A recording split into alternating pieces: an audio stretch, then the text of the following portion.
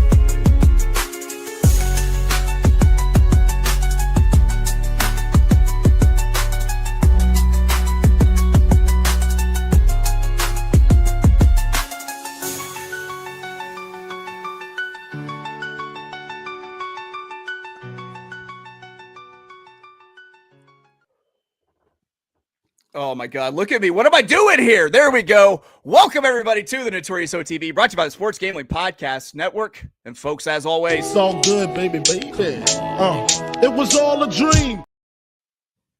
We used to read Blood Horse magazine. I got my Cuban links on. Yes, Cuban B. And I'm your host, Chase Sessoms, the Wolf of Ogle. I'd rather be trapped as than lazy. Don't care what they say, I'ma do what pays me. It happens every year about this time. Weaklings act like they lost their mind. Alphas reclaim the neighborhood. Rob the sheep and all the wolves get good. If you want. Yes. Welcome to the show. Joining me as always, you might know him as the Michelangelo of the Crying Michael Jordan. He's your favorite capper's favorite capper. Ladies and gentlemen, he's Barry the Sniper Spears. You know how we do. Rockefeller. Forever. You can catch me skating through your town, putting it down. Y'all relating, no waiting. I'll make your block infrared hot. I'm like Satan. And Barry, it's not just us today. We've got two stragglers with us. One of them, a friend of the show we've known for a while. Another, a new friend of the show, because there are no strangers. There are only potential new friends. I shouldn't be telling things like that to children. All right, guys. He failed to menace, but he succeeded to steal America's heart. You might know him from his work at NYRABets. Ladies and gentlemen, Matthew DeSantis. If you like pina coladas and getting caught in the rain. Man, and as I mentioned, making her debut, also from NYRABets, ladies and gentlemen, Miss Kaylie Shapiro. Music make you lose control. Music make you lose control.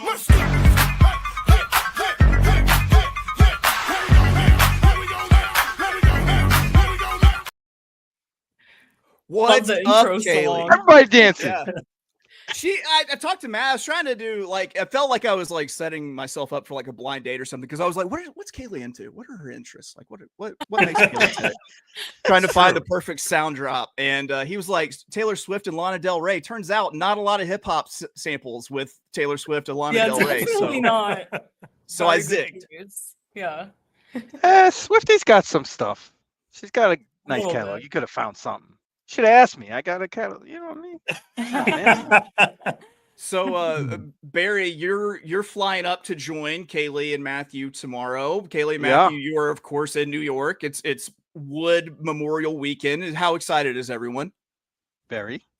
Yeah, very excited. I mean, it's the start of our spring meet today at Aqueduct, and that means a little bit later this month, we're going to be getting on the turf, which is always exciting. The tarp comes off, the green, lush grass will be there. Sadly, we're not going to be able to do it on 420 this year, but nevertheless, we'll do it a little bit later in April. And but we're excited for Wood Day, Field of 12, highlighting the Wood Memorial full field. I think probably the best betting race of all the preps this weekend. So I'm excited for it. Really great card up and down, 13 races. And just excited to have the sniper come up here. And he might be a bigger guest than Steve Kornacki, who's also going to be on track. Oh, So, yeah. Sniper's the headliner, Kornacki's the undercard. But We'll see. We're gonna the way we see. roll. I got a bet with Steve. I'm gonna bet him. See how many autographs he signs versus me. I think he's gonna. Just saying, but I had to challenge him anyway. Meanwhile, I had to beg people to come and meet me at Oakland. No big deal. Guys, real quick before we get into the topic for today, which we've already given a sneak peek, you got to remember that Augusta is right around the corner. Sorry, let me start that over. Let me Jim Nance this up. Hello, friends. August is right around the corner, and SGPN is back with Splash Sports for a big contest up to $30,000 in prizes and only $25 entry fee. Get in today at splashsports.com/SGPN. That's splashsports.com/SGPN. Tune into the Golf Gambling Podcast, the Steffi Small Show, and Bottom Line Bombs for all your Masters picks. And, of course, we're brought to you by the Sherbetties at Sherbet Coffee. It's time to fuck shit up with sherbet in your cup. Did you guys believe that only took me 2 takes to hit No just way. Get absolute out of town. perfection? Yeah, it's true, Barry. It's true. All right, I mean, guys. You're the just incredible. DJ Khaled of horse racing. 1 takes. Another one. Let's set up the topic. The reason for the season, and it's the Thursday big show. We got 2 New York insiders from NYRABets joining us. So we are, of course, talking Wood Memorial Day. Usually, with this many guests, we play the pick 5. Not this time. No, says I. If we're doing our $100 budget show, we're going to do it for Wood Memorial Day. So, $100, any race, any wager type, whatever makes that cash money. So we're talking Aqueduct Saturday, the 5th of April, year of our Lord, 2025. Post time for the card, 12:10 a.m. Eastern, 11:10 a.m. God's time, 9:10 a.m. Pacific time, out on the Pacific Coast. And we get into it bright and early. But first, I want to hear everyone's just kind of overall impressions. What did you think of the card? How'd you want to kind of build your day out? Barry, what'd you think?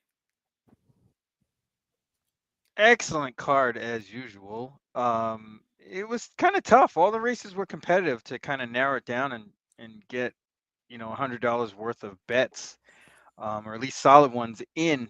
But it was a challenge, which is always good. So I would put the degree of difficulty on this card probably about a 7.5. 7.5. Kaylie, what about you? What'd you think of the card? What'd you kind of want to build your day around, you think? I built my day around the Wood Memorial for sure. That was the race that I have the most bets in, and I'm probably going to be betting the most money on because I think that it's pretty wide open, or maybe less so wide open, but you can make a few cases for horses as opposed to Rodriguez and Captain Cook. So definitely got a little, not creative, but I'm excited for my win bet in that race. And the card overall is super competitive. Definitely tons of races. I haven't even gotten through the entire card yet, mostly just the stakes races. So pretty excited about Saturday. Matt Chu, what about you, buddy? Yeah, I'd say, very similar to what Barry and Kaylie said, echo that there's a lot of opportunity for value in the races.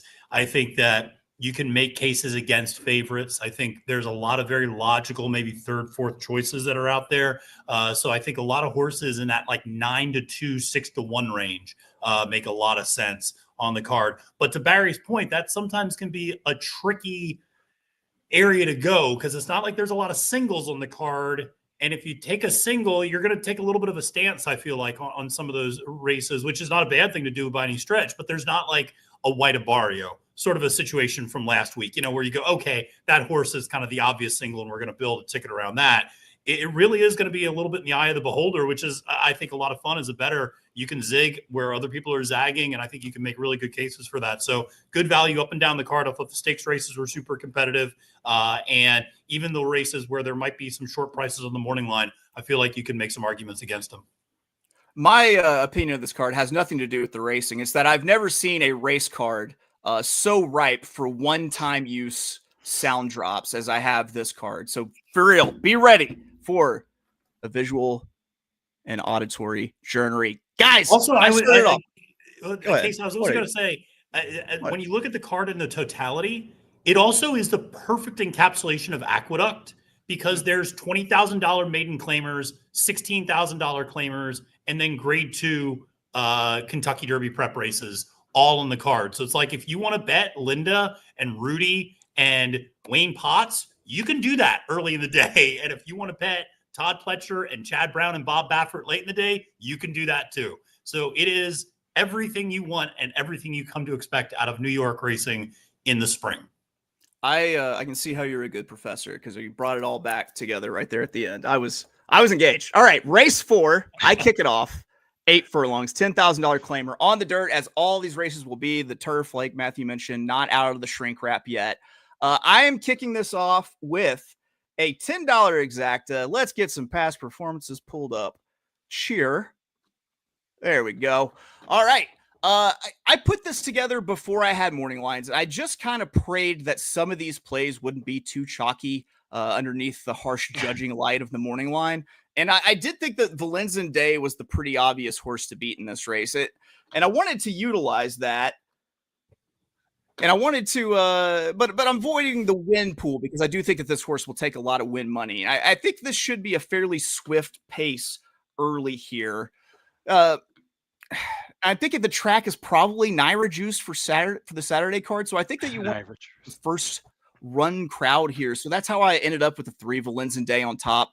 And I'm using underneath the 1 Cumberland Blues, who is literally running at NYRA every time I handicap a NYRA card.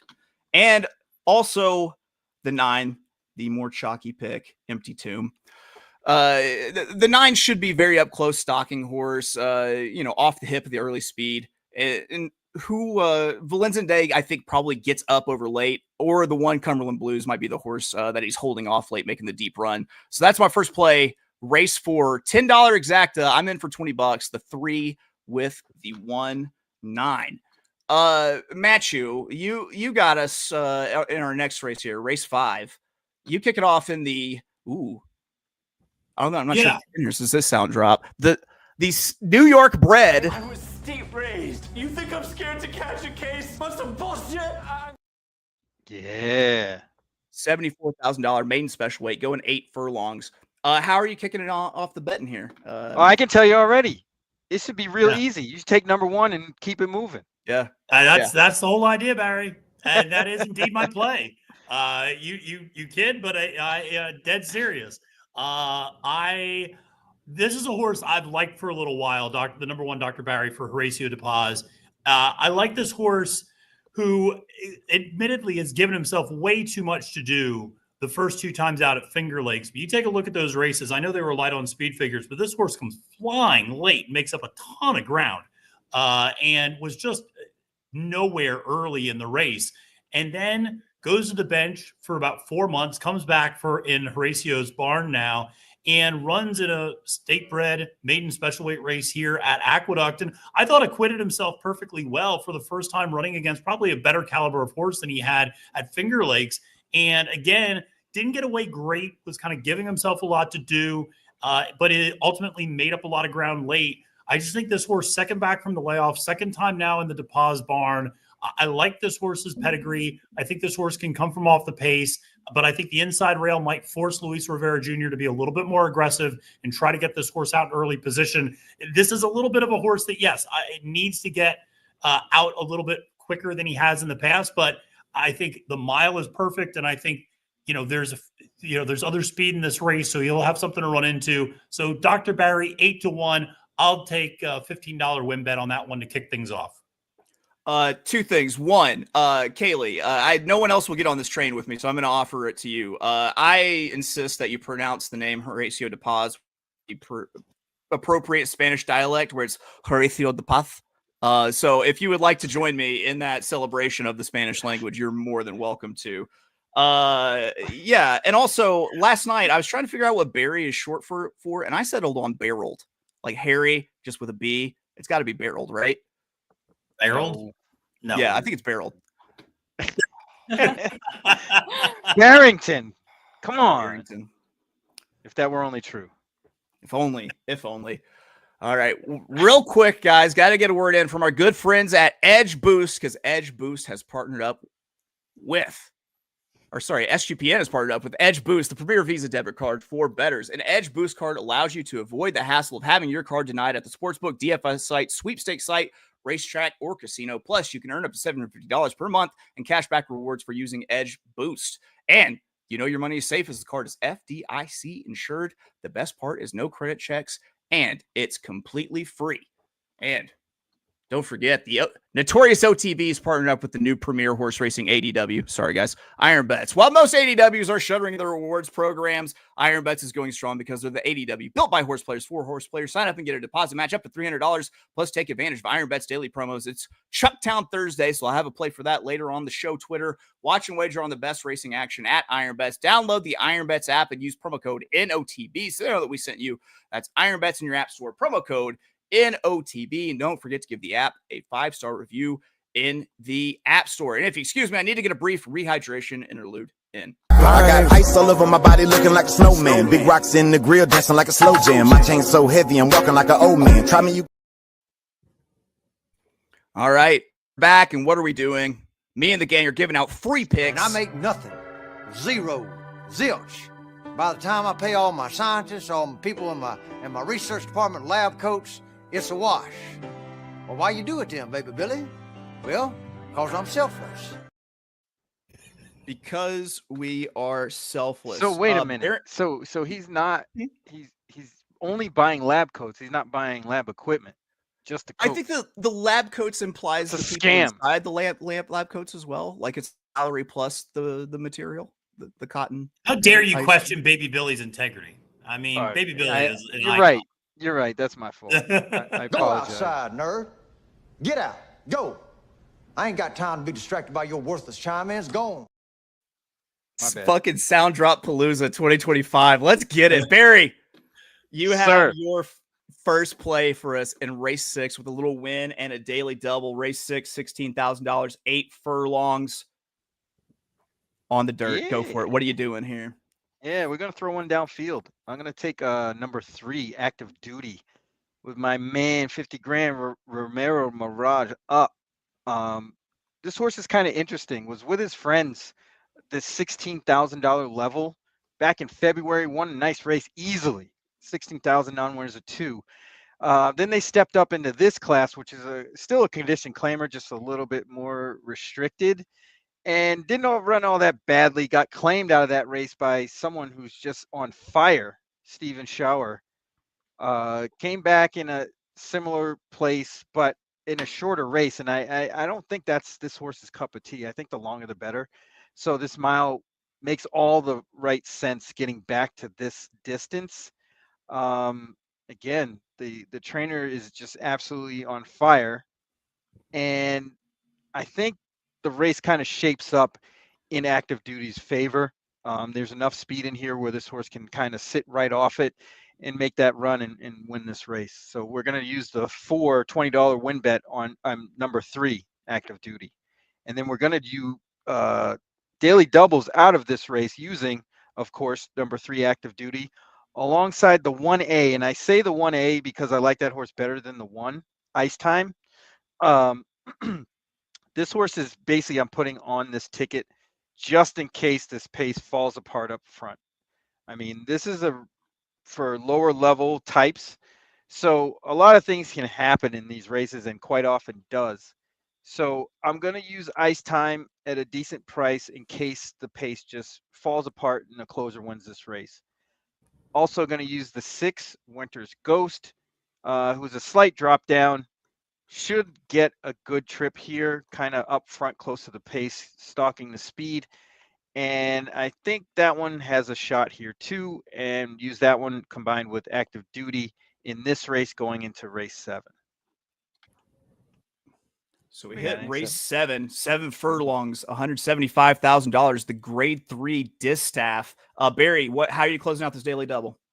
I'm going to use one horse and one horse only in race 7, the Distaff. We're going to use number 5, Socially Selective. Thought this horse didn't get the greatest of trips, funny enough, in a 5-horse race in the Interborough last time. That being said, gets a rider switch to Joel Rosario, which should make all the difference here. I think he's going to have this horse in the right spot, kind of right behind the leaders here ready to attack. Bullet workout on March 29th at Payson Park. That's where Mod is. So I don't know. I think this horse, they've been all running against each other in the Distaff.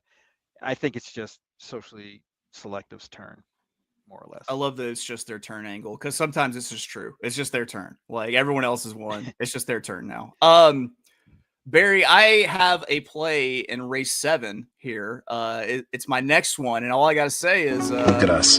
Hey, look at us. Look at us. Huh? Who would have thought? Not me. I'm playing a $10 win on the 5, Socially Selective, and then a $10 exacta, 5 over the 1-2. And I am an unabashed Bill Mott fanboy. I like Saucy William quite a bit. I just came up with Saucy William, and that shit is mine. Bury me with it, because you know it's mine. In the Distaff, I think that Saucy Williams' horse, the number 5 Selective, stands to sit a great trip behind what I saw as 3 early speeds and possibly pushing this thing. It's a Speedster baby, so I'm not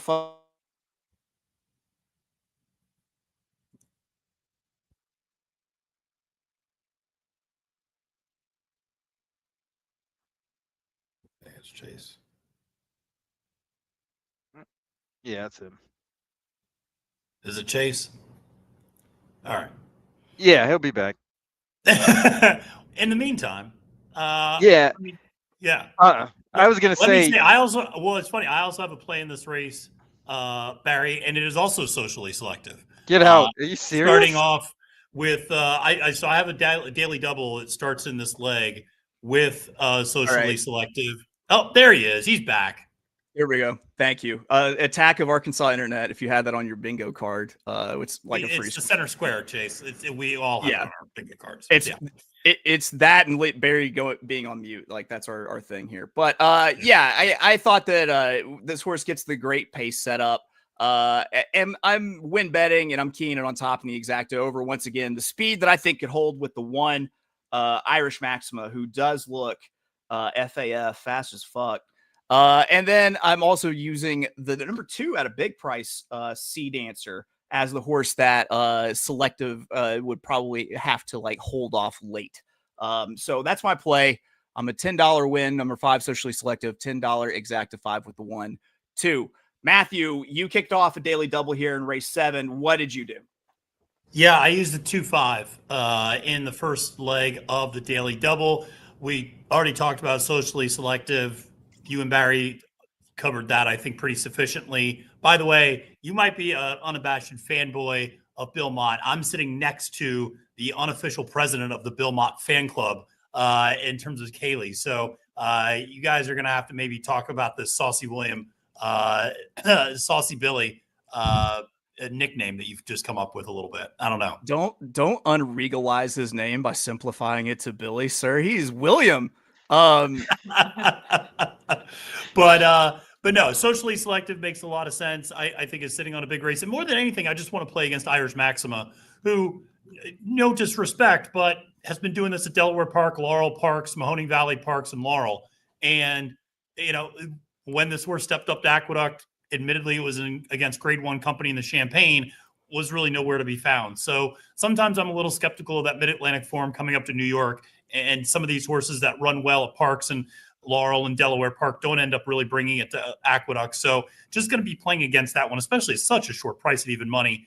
I thought Sea Dancer was another interesting horse for Brittany Russell. 9-2 on the morning line, gets Manny Franco up. And I'll be honest, I don't try to slander people, but Sheldon Russell off is always a good angle in my opinion. So, Manny getting up on this horse, I think is actually going to be really beneficial. I know Sheldon's ridden this horse well the last couple of times, but it's the type of horse that I can just see Sheldon mistiming this ride a little bit, as he's done with post time occasionally, where he just kind of gives the horse maybe a little too much to do. Manny's a strong closer. He just closed out another riding title up here at Aqueduct. He knows the right time to move these types of horses. I think this one had been on the turf and really is finding a new career now in the dirt. Brittany can move these horses forward. I have a lot of respect for her barn and what she's capable of doing. So, at a little bit more of a price at 9-2, going to include that one on the first leg of my daily double.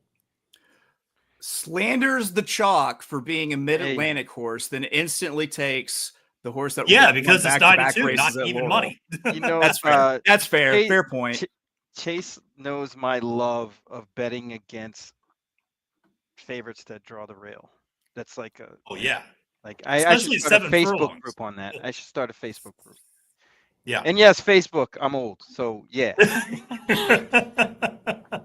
Also, horse racing Facebook is wild. If people It's think unreal. horse racing It's Twitter is wild, insanity. horse racing Facebook is 10 times crazier. Oh yeah. There we go.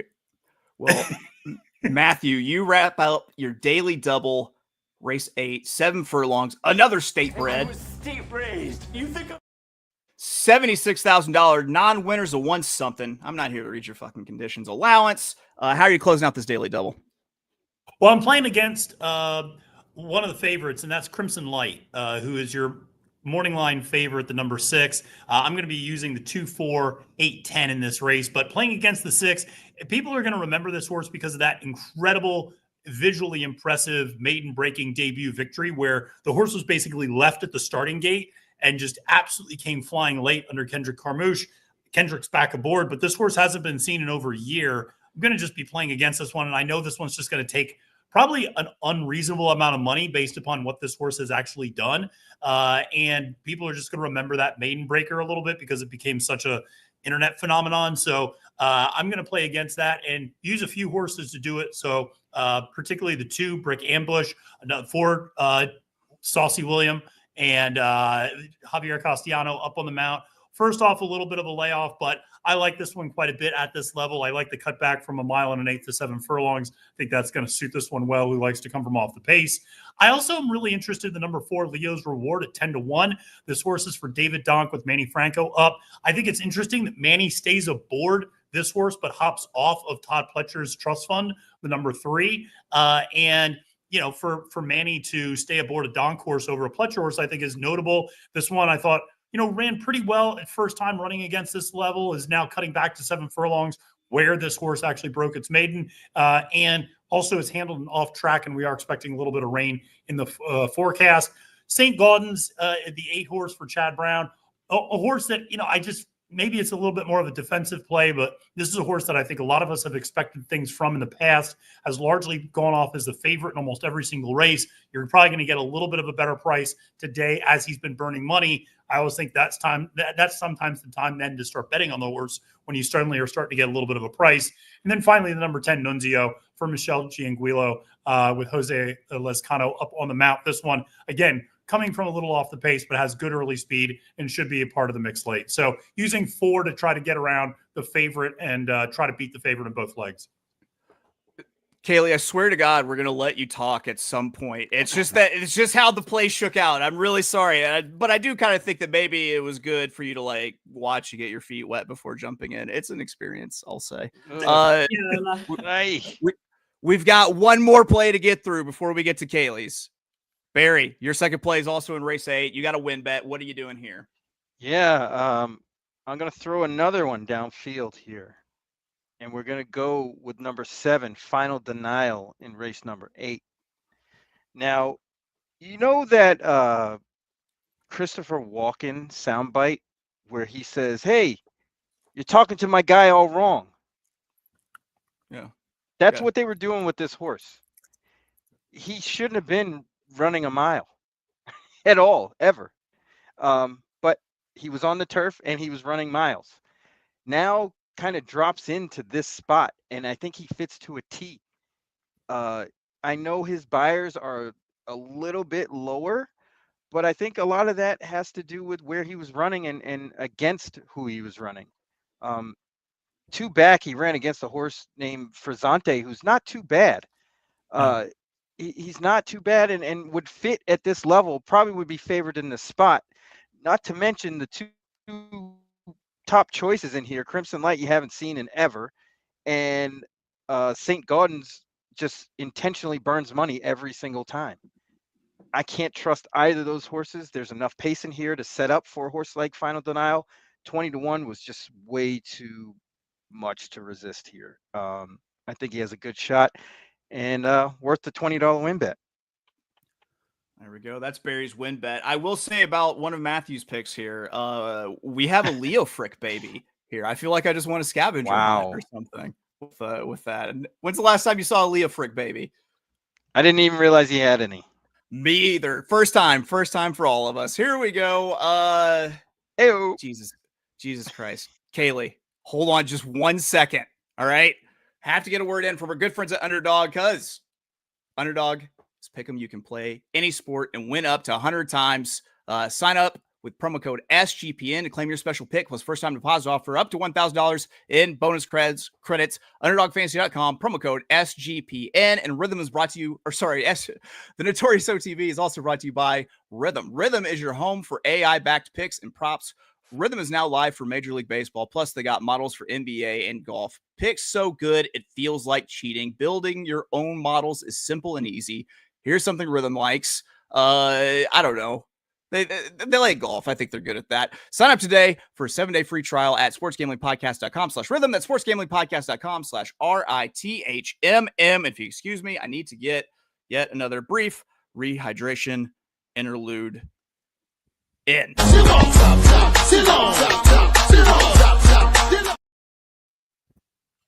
Kaylie, I feel just absolutely awful that this is the first time that we're getting to it. But like I said, it's just kind of how it fell.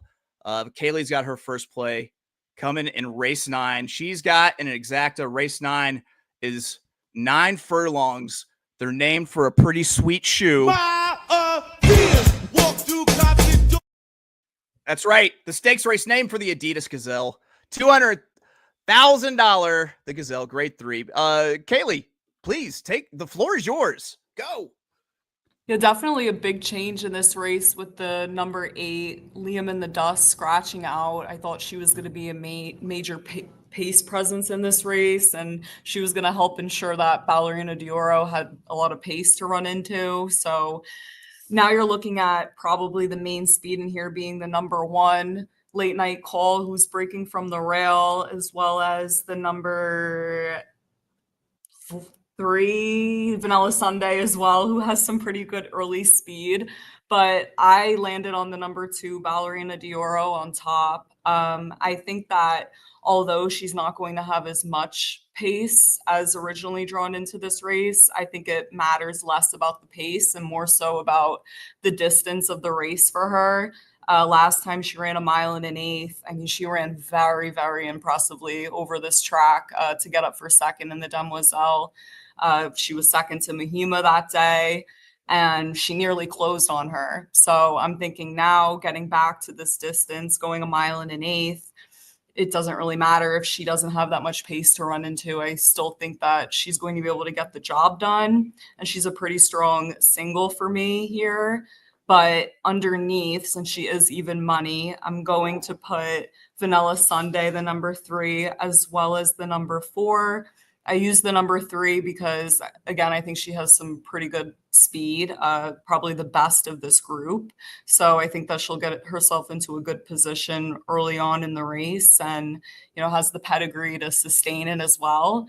And then the number 4 early on, I thought ran pretty impressively in the Virginia Oaks. That horse kind of came out of nowhere to get up for second and closed into not too fast of a pace that day either. So I think that horse is probably going to take a piece here. So I use both the 3 and the 4 underneath your morning line favorite, the number 2. If I remember correctly, no one was catching fondly on that Virginia Oaks race. So yeah, I do think that's coming out of a pretty strong race, and it was a pretty commendable effort. Barry, you're in race 9, also with an exacta. Barrington, take it away. Yeah, this race is really interesting from the standpoint that the speeds in here aren't, to my liking, very good. And I think they're just setting the table for somebody else. But I thought Ballerina Doro would have too much to do. And that being said, I'm going to tell you my top pick in this race is the 7, Pure Beauty. Suge has a lot of runners in his barn, and I think this is one of them.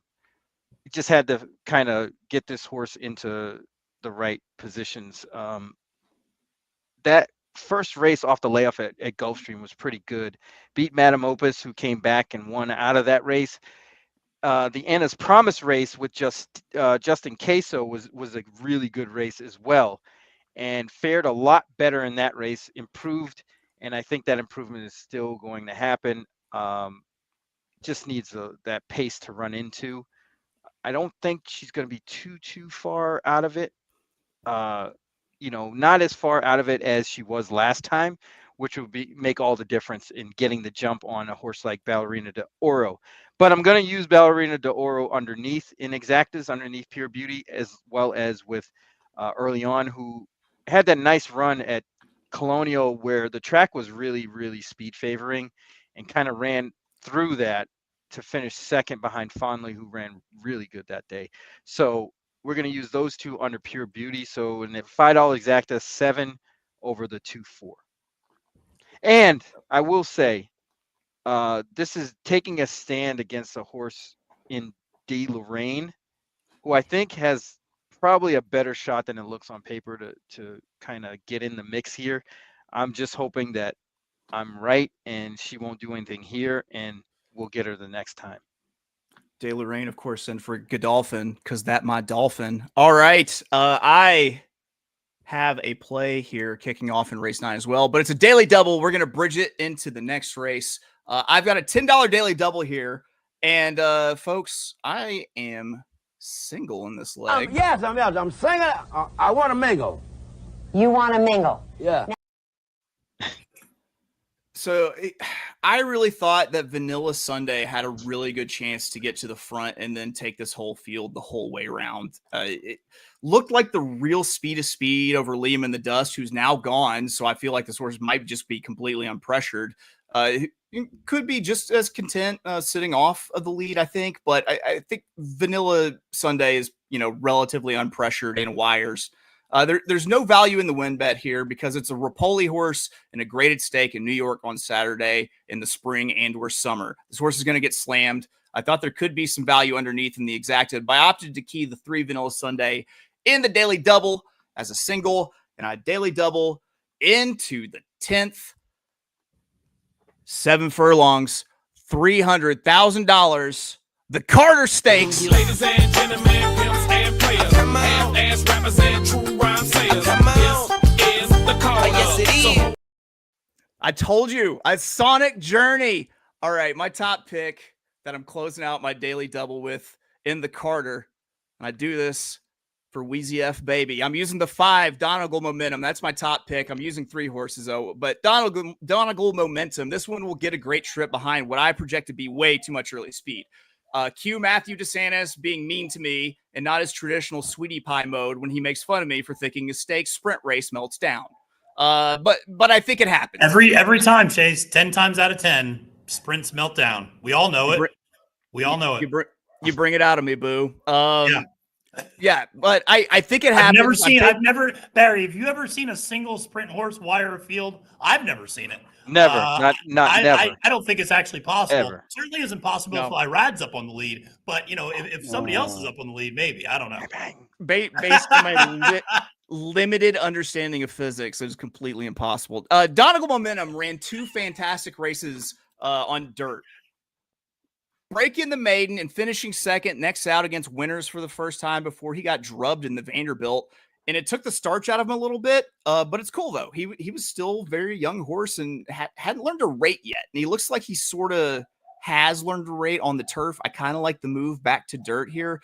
So that's my top pick. But I'm also closing out the double with 2 other horses. The 3, Surveillance at 8-1 for Linda Rice. If you can hear Rosie flipping out back there, my apologies. It's the Linda Rice horse that should be right up close. And then I'm using the 4, Full Moon Madness for Michelle Nevin with Kendrick Carmouche up, because I think this is the other kind of up close stalker. So that was a $10 daily double from the Gazelle into the Carter, a 3 with 3, 4, 5. Matthew, we get to your next play, which is also a daily double kicking off in race 9. What do you got? Hey, what's up, Rosie? Yeah. The daily double kicking off in race 9 was just singling Ballerina Doro. And so, hey, Rosie, there she is. Rosita Conchita de Guadalupe, as I like to call her. So the But yeah, listen, I think Ballerina Doro, she's not going to get a huge amount of pace to run at with the scratch of Liam in the dust. But like Kaylie said, you go back and look at those fractions that she ran in the Demoiselle, they weren't going that fast. Muhima was up in the lead that day, completely uncontested. Muhima's, in my opinion, a much better animal than Vanilla Sunday. And so, the fact that Ballerina Doro was closing like a freight train in that race anyway on what was a relatively uncontested lead gives me confidence that she'll be able to do it. I think the 1 1/8 is the key. I think she's a 2-turn horse. And I think the 1-turn Devonadale on a speed favoring track just was not really her day, quite frankly. It's hard to judge how that race came back because the Queen's MG, of course, had a knee injury sustained during that next run in the Gulfstream Park Oaks. Fortunately, she's okay. We're going to see Lacara run on Monday at Keeneland in the Ashland. So we'll see how that race comes back. But I just was so impressed by Ballerina Doro in that race at Aqueduct in the Demoiselle that she's my single. So we can get that out of the way, and then we can move to race 10, which is the second part of the daily double. And Chase, you and I hit on some of the same horses. Dunkle Momentum and Full Moon Madness are two of the horses that I'm using in this second leg. Really a big fan of Dunkle Momentum. I remember when this horse debuted for Tom Morley, Maggie Wolfendale, of course, Tom's wife, was really a little surprised at how well the horse was running on dirt because she said, this is really a turf horse. And, I remember, if I'm not mistaken, this horse had like a 46-4 bullet or something like that leading up to that debut. And everybody just keyed in on that bullet and was like, this horse is a monster. And then ran that huge race in debut. And, backed it up with a decent effort against first level Allowance before, like you said, kind of losing, getting some starch knocked out of him in the Amsterdam. Came back and has run very, very well in the on the turf and has been able to get a little bit longer distance. Now you're second back from a little bit of a layoff. You're switching back onto the dirt. I think this horse is just that type of versatile runner that can get it done on the dirt and the turf. So I'm a big fan of Dunkle Momentum, particularly at 8-1. Then you look at a horse like Full Moon Madness, just has been consistently improving the last few times out. Obviously coming off a win in the Grade 3 Tom Fool, going 6 furlongs, now stretching out to 7. Hasn't ever won at that distance, so that maybe is a little bit of a question mark. But like you said, should be sitting the right type of trip with Kendrick aboard. And then the other horse that I'll use in this race is the number 1, Crazy Mason, for Greg Sacco with Manny Franco up on the mount. Barry, you and I do share a general propensity for not liking to use inside horses in sprints. The good news here is this is a horse that likes to come from off the pace. So I'm not worried about this horse getting kind of a bad trip in that regard. So if a horse gets pinched back, that's actually what this horse naturally does. And then comes running late. So Chase, hold on to your butt. But I actually like a little bit of a closer in a sprint race here. So I think this horse has just been running so well and seems to have found kind of a new form. Now that they've cut back, they're not on the Derby trail anymore. They're not trying to make this horse a 2-turn horse. Now they just make it a 1-turn closer. And I think this horse has been riding really, really well. And whenever you pick up Manny Franco, that's going to be a jockey upgrade for up here at Aqueduct. You like a closer in a sprint? Guys, I feel like I'm about to pass out.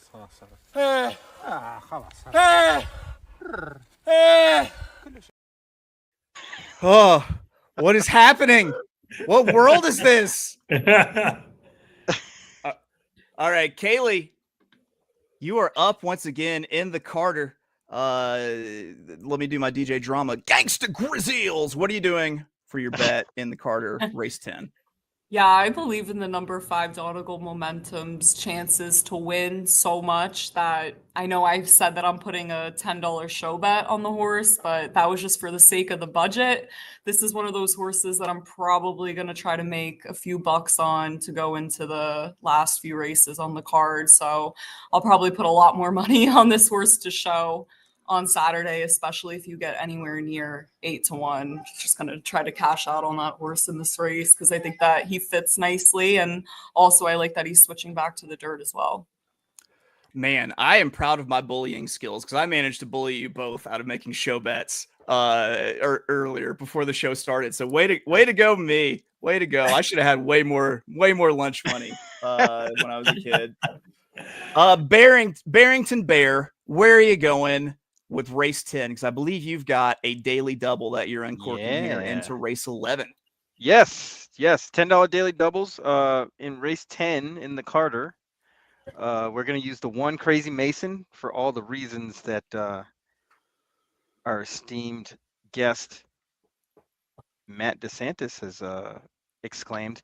I am against favorites on the rail, but like Matt mentioned, this horse is kind of a closer. I think there's a lot of speed in here, and this horse should get a pretty good trip considering.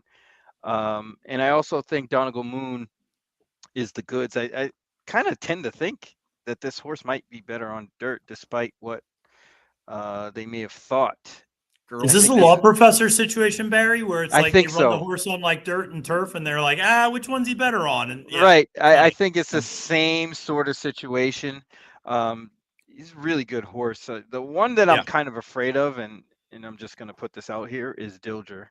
But, you know, Safi doesn't really ship all that well with his horses, so I was willing to take a gamble against that one, although I think that one's really tough.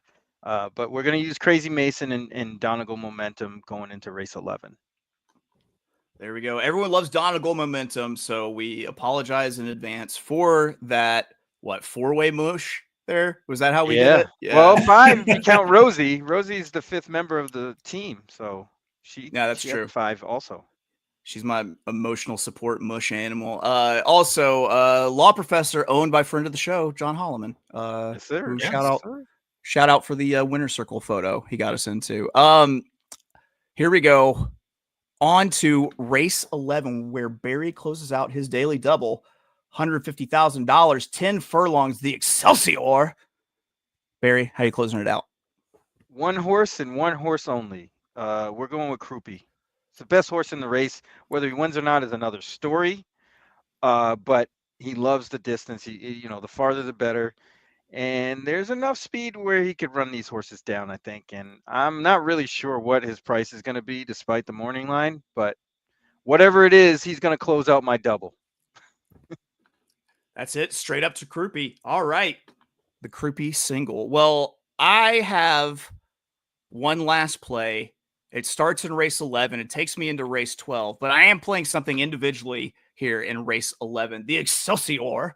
I am going to win bet the 8 Mazmac because I do think that you have the presence of the Rapoli horse, who's probably once again going to take a ton of money, if not a lot of Mike Rapoli's money. And also, man, looking at this card, something told me that Rick Dutrow might have a moment. I don't know what it is, but I gotta think the morning line odds on I thought that the morning line odds on Mazmac were going to be pretty juicy, but it turned out not so much. Rick Dutrow picked this horse up off of the Hot Cox, and then the progress is notable. Is the added distance with 2 straight 9 furlong wins, which he won going away. And I think the horse has been progressing to this spot, and once again gets the pace set up behind a few horses who are probably going to blow this thing up early.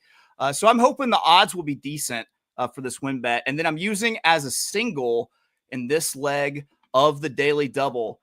And the daily double finishes in race 12, $750,000, 9 furlongs, the Wood Memorial. We got that wood right here, baby. Big shout out to D-Mac. My top pick in the Wood. Barry, you took a shot downfield. I tied one to a rocket here.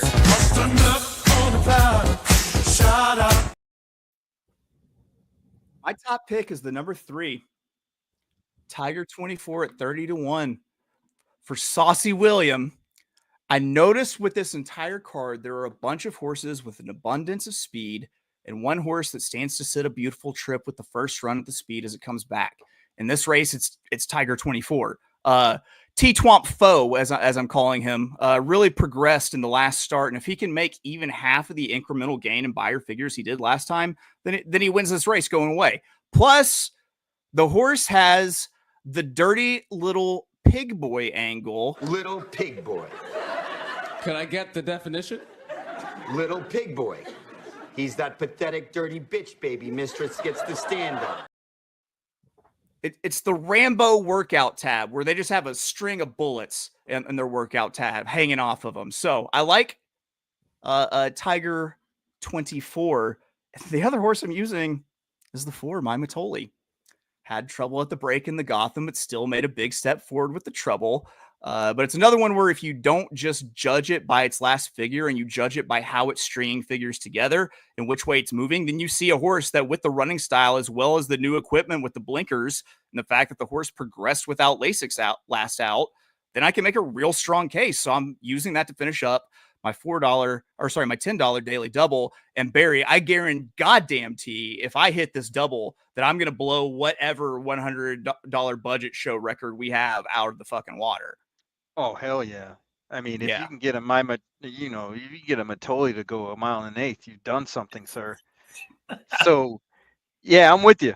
If you can get that horse in the winner's circle, man, you deserve every penny, because now I got to play it. Yeah. Yeah. You're obligated by law, I think, by just horse racing podcast co-host bylaw, you are required to tail that bet.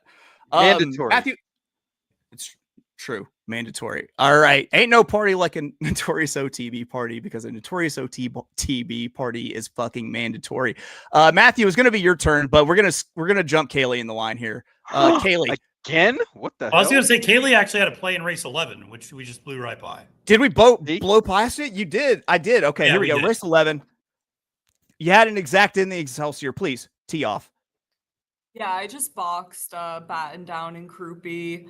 One of them has tremendous speed, and the other one's a pretty good closer and is going to appreciate going 1.25 miles. I really like Croupy. I think he's really nice horse, and I think he fits nicely in with this group. So I just boxed the two of them there. See, Kaylie knows what's up. She's like, yeah, take the sniper pick. Kaylie, like I tell Barry every time we do a Thursday, like later in the afternoon show, the danger is that I always get just a little too high before I do these things. So that's my bad. That's my bad. I'm blowing past your pick there. Matthew, go ahead. Race 12. What are you doing?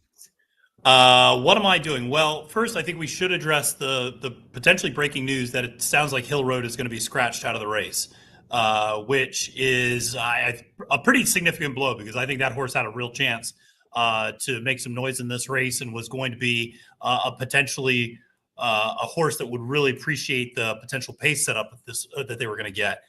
That's not going to change my top pick. My top pick remains the same, which is the number 2, Captain Cook. And I promised Kaylie that I would do this earlier. And so I just wanted to say that my pick is, now I got it. Did you bring Army matey? It's Captain Cook. So what are you, fucking Carrot Top? What's going on here? No, but with Captain Cook, this is the same logic I used last week on Tapan Street, which was, I knew Brad Cox had to have felt good about that horse, because that horse wasn't in the starting gate of the Kentucky Derby, and was coming off of one race, a solid second, but was not in the starting gate, and knew that horse had to run first or second basically to get to Kentucky but the fact that Cox didn't seem pressured to enter this horse in any of those 50-point prep races really spoke to, I think, his level of confidence that horse was sitting on a big race. I think you can say the same thing about Dutrow Jr. with Captain Cook. This horse was entered in the Withers, won that race easily, but he's not in the starting gate of the Kentucky Derby. He needs to win or finish second to get to Churchill Downs. I think Dutrow knows this horse is sitting on a big race. The bullet works certainly would indicate that. This is another horse that can sit off the pace, has also handled an off track in case we do get a little bit more rain than expecting. I think what is going to be beneficial is Rodriguez is right to his inside. I know exactly what that horse is going to do, which is go straight to the front. And so in a lot of ways, I think Captain Cook's going to sit that ideal pocket trip, just tuck in behind Rodriguez, sit behind the pace. The rail always opens up because it's North America and nobody knows how to protect it. So you know that he's just going to be able to scoot right through on the rail and save all the ground from that position. So I think he's sitting on a big race. And the other thing I'll say, 94 buyer speed figure from that Withers. That number still holds up. And when you look at the other top Kentucky Derby contenders, no, outside of the California horses, nobody's been running huge numbers. I think, you saw a horse like Sandman, I think, get a 95. Tapan Street got a 94. I mean, that Withers is still faster than a lot of these other Kentucky Derby preps we've seen. So if he's able to take just a modest step forward from that 94, you're talking about one of the top contenders for the Kentucky Derby in Captain Cook. 7-2 in the morning line. He's my top play, and he's the horse that I'm building my exacta around. And real quick, we've got breaking news. The number 9 for Safi did not make the trip. So Bear Claw Necklace is in fact out. Not a mercy. All right. Matthew, does that wrap it up for you, buddy? Or pretty much. I'll just say very quickly, it does the scratch of Hill Road does change my exacta a little bit, but basically I'm going to be using Rodriguez and then I'm going to be using the combination of Statesman and Omaha underneath. I think those are horses that are going to come running late. Barry knows that I can never resist Shug McGahee at a price. So 15-1 on a Shug horse coming out of Tampa. Sign me up for that. And Omaha, I get David Aragona making him 30-1, but I don't get it at the same time. I don't think this horse is anywhere near 30-1. This is a much better horse than the morning line gives him credit for. This horse just runs his race every single time. And so I think, you look at the Virginia Derby, third on a speed favoring track. The Withers didn't get much of a pace set up that day, still managed to close for third, finished second into the Jerome. This horse might not be able to win, but this horse runs up into things. And I just think there's going to be a fair amount of speed in this race. I think this horse comes running late. I think it's going to appreciate the mile and an eighth. And how do you not root for a Virginia bred as well? So I'm just a fan of this horse, and I think he's also just incrementally taking steps forward every single start. So between him and Statesman, I think one of them is potentially going to run up into that exact at a big price. Definitely like Statesman. But I funny enough, I didn't make a official play in this race, but I like Dutro's other horse. I like McAfee here. I think this horse is sitting on a big race. I know he's not like the quintessential Derby contender, and he probably shouldn't be at this point, but I think he fits in this race very, very, very, very well. And the other horse I like is Statesman, but it's a really wide open race. I think I don't think it's a gimme for Baffert or Dutro with Captain Cook. So I'm looking elsewhere. Which, by the way, Junior Mafia here popping off in the chat. And just for the record, just fuck this guy outright. We love Josh. Come on. Yeah. Ooh, McAfee debut in the Netflix trailer. Okay. Yeah. All right. Oh, nice. Cool. I think if someone has free fingers, they should do a DRF formulator exercise and see what Dutro's record is with 3 ascending speed figures stepping into a graded stakes race.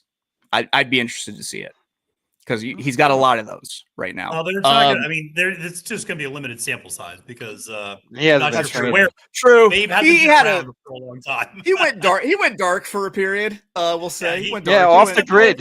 Off the grid. Yeah. All right, Kaylie, you're finishing up your $100, finishing up the $400 for the team here. What are you doing in the wood to close it out for us? I don't know, because my top pick just scratched as we were on the number 6 Hill Road. Okay. I'm not gonna talk about the horse now, but I was so excited to bet this horse to win on Saturday. But so now I'm probably going to look at some other horses that are going to be coming late. I do have interest in McAfee. That horse is, it doesn't jump off the page from a sire standpoint, but that horse is the half to Torpedo Anna. And you would assume as the distances get longer that this horse is going to improve as well. Last time out was after a couple months of layoff as well in the Gotham. So I think this horse could be sitting on a big one and could come picking up pieces in the late stages of the race. But I think the race probably starts with Rodriguez. Obviously, he's on the rail. Baffert shipping him in. He's going to need to win this race. He obviously has great speed.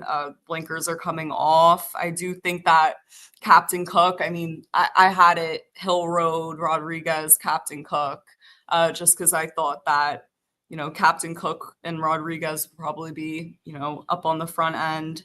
And then it would kind of set up for a horse like Hill Road. But looking at it now, I'm gonna probably I'm still gonna use Rodriguez and Captain Cook. I'm probably gonna throw in like a McAfee and maybe a Statesman in there as well. But definitely need to take another look now at the race after that scratch for sure. I'm not gonna like put you on the spot and make you put one like on your mama or anything. And I put that on Adam, man. If I was though, honestly, I know it's the morning line favorite, but I'd probably be riding with Rodriguez. I think it's interesting, Barry, and Chase, I'd be interested in your thoughts on this too. I feel like Rodriguez has had to do the dirty work for his stablemates the last 2 times out, and has been kind of, whether it was instructional or whatever, has been like made to do the, hey, why don't you flank off of Barnes? Why don't you flank off of Citizen Bull and make sure that the preferred Baffert gets the ideal trip gate to wire? And I always felt bad that Rodriguez was kind of playing that secondary role and like being like, hey, why don't you rate, even though that's not what you're supposed to do? And I just feel like the combination of the inside rail, Mike Smith, and now being the lone Baffert, this horse just flies up front, I think, and just goes. And I don't know if he's good enough to go all the way around, but I think you're going to see the best potential version of him, I think, on Saturday, as opposed to sitting off the pace, which is not what I think his game is at all. Yeah, I mean, other races, like you said, like it wasn't ever in his favor to win. He was never supposed to be the horse to win those last 2, but definitely the race that he broke his maiden, he beat a horse named Beza, who's running back on Saturday. That's the Puka horse. Yes, that's the McKinsey that I have a lot of interest in on Saturday. I think has a lot of upside, and that horse obviously broke his maiden next time out. So I think pretty highly of that one, depending on maybe what we see on Saturday. Obviously, we'll see after this race. But I think Rodriguez might be a little better than what we've seen in the last 2. See, you guys are forgiving. I'm not. I just don't think this horse wants to go this far. He's had chances. You can kind of eliminate the last one. I think that horse was just outclassed. He's just not as good as Journalism or Barnes. But the ones before it, the Citizen Bull race, he never really had a shot. And there was only 5 horses in the race. Somebody had to finish second. And his maiden, he just blew them away. They didn't even stand a chance. So I can't really look at Rodriguez as a player in this race at all. Like, despite what his buyers look like, what his record looks like, I just don't think he has it. Seems like a desperation attempt. Why would they send him all the way over to New York for this race when, he could have stayed at home. He could have went anywhere. Not saying that this is a bad spot, but it just doesn't seem like they're serious. I think they're sending him here to get the win, because they're going to split. Obviously, Baffert would split up the horses. He has Citizen Bull, and Barnes and Barnes. Yeah, and then, it's a weird, it's a weird dynamic. Weird, yeah, it's a weird dynamic. It's the same thing with like sending Madison Road down to Gulfstream Park. I mean, it's just a weird dynamic. Right. It didn't make any sense, and you saw how that turned out. Yeah. No, it's true. I do think a horse that's going to get overlooked a little bit, that as I continue to look at, I mean, I need to take a deeper dive into the pedigree, but I think Sand Devil, I mean, I don't know, obviously he's stretching out a ton, but that's a horse that I know I don't think we've talked about yet, that has, been improving and runs pretty consistent figures that are on par with this field. And I don't know, this one's a little bit interesting as well. I don't know if I'm going to use him in any sort of way. Obviously, he'll be a big pace presence in the race, but I'm going to go out on a limb and say that Sand Devil will be in front of Rodriguez. I really don't think Rodriguez is all that fast. Funny enough. Is Lezcano still riding Sand Devil? Because if so, I don't have any faith in that at all. Because Barry, that horse should have been on the lead in the Gotham, and they all looked around at each other in a typical New York race, and nobody wanted to go to the front. And it was Ray Luke Gutierrez, the out-of-town jockey, who took the initiative and put Flood Zone up on the front end, and son of a gun was able to take him gate to wire. But Jose's gotten too cute with this horse the last 2 times out. And maybe Linda gives him a talking to and says, listen, don't screw around and just send. But the horse's best chance is to win up on the front end. I hope he does ascend because he he has is to, really like, fast and he's got to go.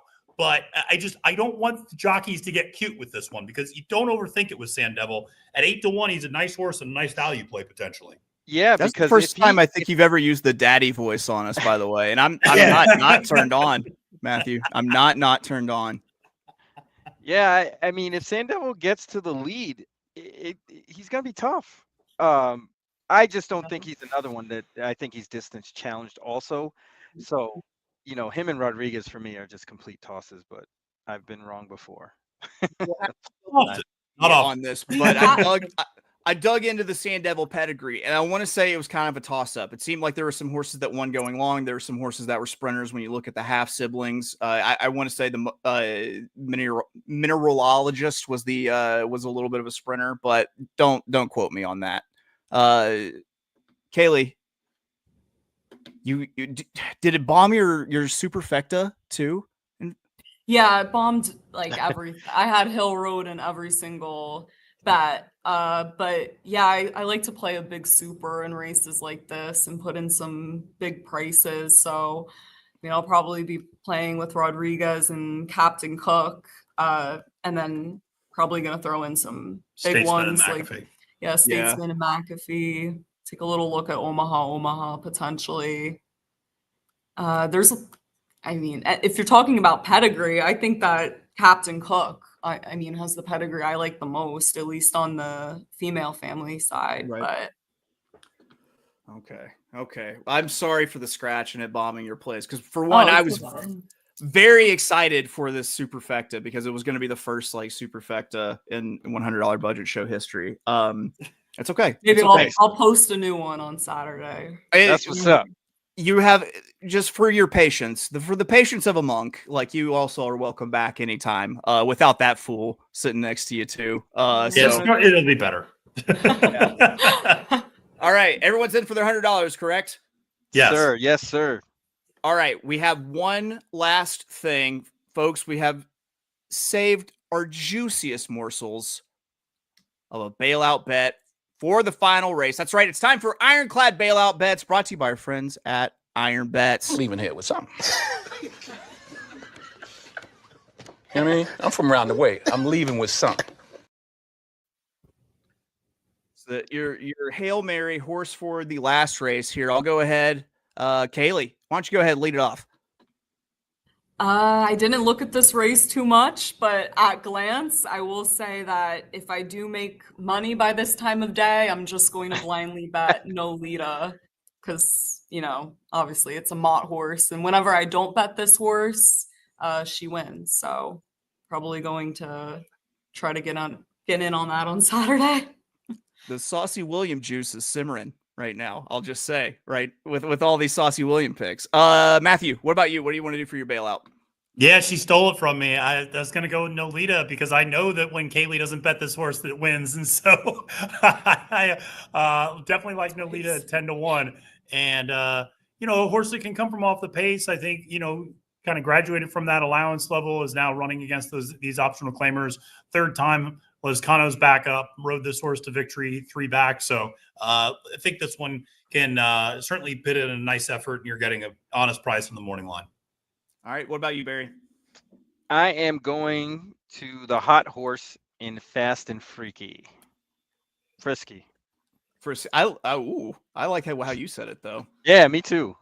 Maybe I was foreshadowing, but yeah, we're gonna go with Fast and Frisky, the 9 to bail out. I think that's Kybar Ko's only mount, which is. I think he has got one other one because I remember writing his name down for something else. But yeah. Interesting if he sticks around for it. Horse ran good the last 2 times. Fits at this level. It's kind of a crapshoot to be honest. This last race, I couldn't blame anybody for liking anybody. I mean, Dolomite looks good on paper, but even money, come on, can't do that. Yeah. Barry, look at us. Hey, look at us. Look at us, huh? For like the 5th time this week, we were on the exact same horse. Yeah, mine was Fast and Frisky. Guys, it's been a long one. I knew this was going to be a little bit of a long one. We spread it around here. We spread the love around. guys, let's recap some picks. The Professor, we're going to start with you. Yeah. So starting things off with Dr. Barry, $15 win bet, then going to a daily double that starts in the Distaff and goes into that allowance race, going 2-4 over 2-4, 8-10. Going to try to get around a couple of favorites in both of those legs. Then doing a daily double with races 9 and 10, going to leverage the single of the morning line favorite Ballerina Doro in the first leg, then going 1-4-5 in second leg, again trying to beat the favorite in that race, and actually using a closer and a sprint to do it in terms of Crazy Mason, along with Dunkle Momentum, who I think we've all successfully mushed.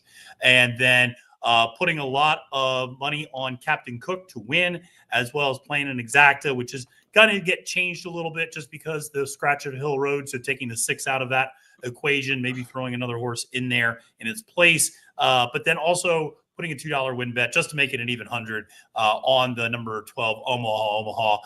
If for no other reason than I just have been a big fan of this horse, very loyal, and so I'm just sticking to that one as my $2 win bet.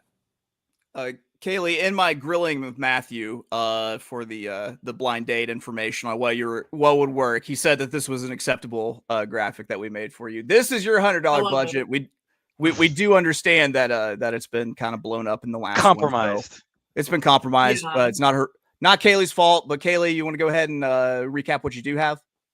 Yeah, I have in the Gazelle, I have a straight exacta. I'm using Ballerina Doro on top. I think that she's going to outclass the entire field, no matter what type of pace setup she gets. I think that she thrives at this distance, and we might see a repeat of what we saw in the Demoiselle, except she's actually going to get the job done.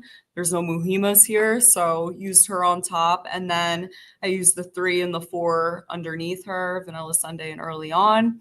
And then in the Carter, I'm putting a $10 to show on Donegal Momentum. Probably just going to bet him to win. Now that, after we've all come to this consensus as well. You hadn't been adequately bullied at the point where I made this graphic. It's either going to be 10 to win or 100 to show, something like that. And then in the Excelsior, I boxed Batten Down and Croupy. And then, in the Wood, obviously, my Hill Road plays are in the trash now, but I'll post updated plays on Saturday. But definitely going to be using those horses that we talked about, like Captain Cook and Rodriguez for sure. Yeah. If you just want to chill on Saturday too, your time is your own. You don't feel obligated to post plays. But thank you. We like that. Barry. Sir. You, sir. What do you got? We are starting off with a $20 win bet on number 3, Active Duty. Same race. $10 daily doubles with the one entry, even though I like Ice Time. The 3 Active Duty and the 6 Winners Ghost with the 5 Socially Selective in race 7. Race 8, we have a $20 win bet on the 7 Final Denial. Race 9, we have a $5 exacta, number 7 Pure Beauty with Ballerina Oro and Early On underneath. And then in race 10, $10 daily double, Crazy Mason, number 1, and the 5 Donegal Momentum with Croupy in race 11 to the hoop, and then save all of that play Fast and Frisky in the last. Let's go. Weird with it. Fast and Frisky, he says. Here are my plays. Start off in race 4, $10 exacta, the 3 over the 1, 9. Race 7, got a $10 win bet, the number 5, and then a $10 exacta, 5 with the 1, 2. Race 9, $10 daily double, the 3 with the 3, 4, 5. And then I finish it up in race 11 with a $10 win bet on the number 8 and a $5 daily double that after this hits, if you feel a sudden rush of wind, it's all the ass cheeks in North America clapping at once as I cash this fucking check. Son. Wow. I said it. So those are my plays. And then my bailout, of course, Barry and I both liked the Fast and the Frisky. Guys, Kaylie, thank you so much for joining. Welcome to Friend of the Pod status. We're so happy to have you. I'm sorry that you had to sit there for minutes on end and not say No, anything. I had fun. Thank you so much for having me. Yeah, well, guys, I always say this whenever Barry is headed out to the track for the weekend. When you see Barry, give him a hug, and when you hug him, make sure you touch middles. Always touch middles. It's how you know. It's how you know there's love behind it. You're muted, so I can't hear you protest, but doesn't matter. It's You're weird. Middles They touch. do it, and it's weird. You got to tell them to stop. Won't ever. Nope, not gonna happen, buddy. Guys, that's it. Since Barry's traveling tomorrow, we are out. I put it on my mama, which is, I mean, we're gonna save her. We Barry's won last. on a high note. Yeah. Finally, we put it on our mama and we win. That's it for the week. We'll be back next week. You know the whole rigmarole. We'll probably do Mahoning Valley. We'll probably do Parks. They'll probably find a cool card to do. That's it for us here at the Notorious OTB, brought to you by the Sports Gambling Podcast Network. We will catch you next time. Bye-bye.